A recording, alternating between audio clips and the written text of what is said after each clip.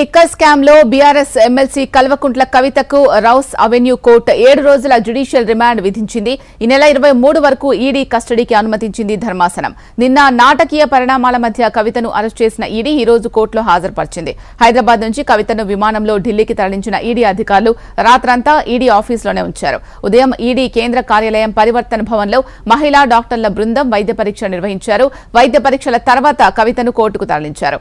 కోర్టులో ప్రొసీడింగ్స్ ప్రారంభమయ్యాక కవిత తరపున విక్రమ్ చౌదరి వాదనలు వినిపించగా ఈడీ తరపున ఎన్కే మట్టా, జోసెఫ్ హుసేన్ వాదనలు వినిపించారు. అంతకుముందు కోర్టు ప్రాంగణంలో మాట్లాడిన కవిత తనను అక్రమంగా కేసులో ఇరికించారని ఆరోపించారు. అక్రమ అరెస్టుపై సుప్రీంకోర్టులో పోరాడతానని అన్నారు కవిత.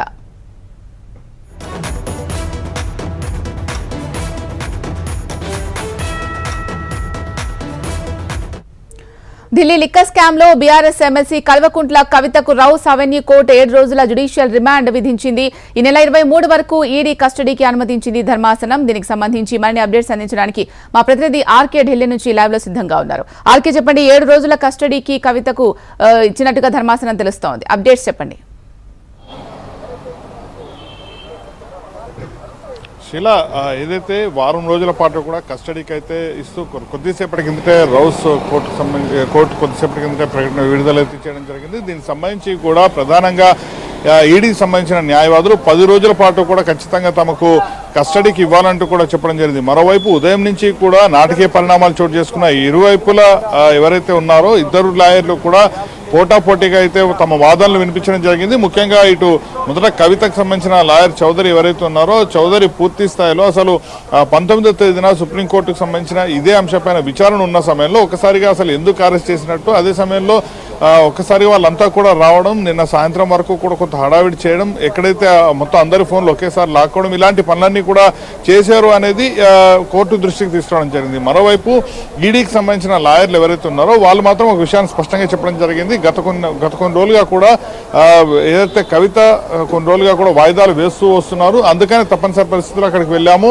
అరెస్టును కూడా చేయడం జరిగింది. మరోవైపు సూర్యాస్తమయానికి ముందుగానే అరెస్టు చేశాం, అంటే 5 గంటల 20 నిమిషాలకే మేము అరెస్ట్ చేశాం, ఆమె 6 గంటల 31 నిమిషాలకు సంతకం చేసింది అంటూ కూడా కోర్టుకి విన్నవించడం జరిగింది. మరోవైపు మొత్తం వాదనలు ఇరువైపుల వాదనలు వినడం జరిగింది. అయితే పూర్తి స్థాయిలో ఇప్పటి వరకు కూడా ఈడీ ఎంక్వైరీ ఏదైతే చేయడం జరిగిందో ఎంక్వైరీ చేసిన మొత్తం వ్యవహారంలో కూడా కవిత పేరు ప్రధానంగా ప్రస్తావించడం జరిగింది. ఇటు పిల్లయ్య కావచ్చు, లేకపోతే అభిజిత్ కావచ్చు, ఇలా చాలా మందిని మేము ఎంక్వైరీ చేయడం జరిగింది. 80 మందిని ఎంక్వైరీ చేయడం జరిగింది. సౌత్ గ్రూప్ కి సంబంధించిన విషయంలో మాత్రం ఎక్కువగా కూడా కవిత పేరు వినిపించడం జరిగింది. మరోవైపు గతంలో 10 ఫోన్లను ఏదైతే ఆమె మొత్తం కూడా స్మాష్ చేయడం జరిగింది, గత ఈడీ ఎప్పుడైతే పిలవడం జరిగిందో విచారణకి, ఆ పిలిచిన సమయంలో 10 ఫోన్లను ఆమె ఎందుకు స్మాష్ చేయాల్సి వచ్చింది, ఈ విషయాలన్నింటినీ కూడా ప్రస్తావించడం జరిగింది. అయితే ఉదయం నుంచి కూడా రౌస్ కోర్టుకు వద్ద పూర్తి స్థాయిలో బందోబస్తును ఏర్పాటు చేయడం జరిగింది. అలాగే మొత్తం వాదనలన్నీ కూడా ఉదయం నుంచి కూడా జరిగాయి. అయితే వాస్తవానికి కవితకు సంబంధించిన లాయర్లు అయితే ఎక్స్పెక్ట్ చేసింది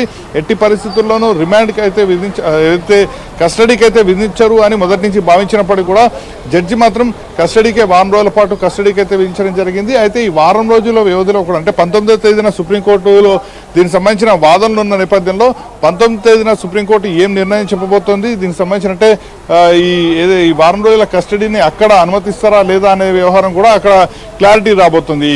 ఈ స్కామ్ కి సంబంధించి అంటే ఏదైతే లిక్కర్ స్కామ్ కి సంబంధించిన వ్యవహారంలో మొదటి నుంచి కూడా వాళ్ళు దాదాపుగా 80 మందిని విచారిస్తే 80 మందిలో కూడా దాదాపుగా కూడా ఎక్కువగా కూడా కవిత పేరు చెప్పడం జరిగింది. ముఖ్యంగా అత్యంత సన్నిహితంగా ఉండే ఏదైతే పిల్లయ్య కావచ్చు, లేకపోతే అభిజిత్ కావచ్చు, కవితకు అత్యంత సన్నిహితంగా ఉంటారు. వాళ్ళు ఈ వ్యవహారంలో ఏవైతే కాల్ రికార్డ్స్ సంబంధించి కావచ్చు, లేకపోతే ఫోన్కి సంబంధించి చాటింగ్ వ్యవహారంలో కవిత పేరునే మెన్షన్ చేయడం జరిగింది.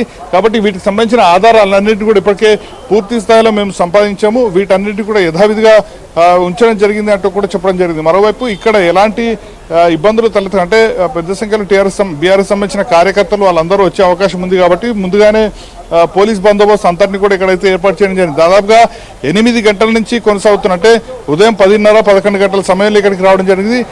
మధ్యాహ్నం 2 గంటల సమయంలో మధ్యాహ్న భోజన విరామం అంటే అరగంట సేపు ఉంది. ఆ తర్వాత మళ్ళీ యథావిధిగా వాదనలు కొనసాగి జడ్జి 4:30 తన తీర్పును వెలువరిస్తానని చెప్పడం జరిగింది. 4:45 సమయంలో తీర్పును అయితే చదవడం జరిగింది. వారం రోజుల పాటు కూడా కస్టడీ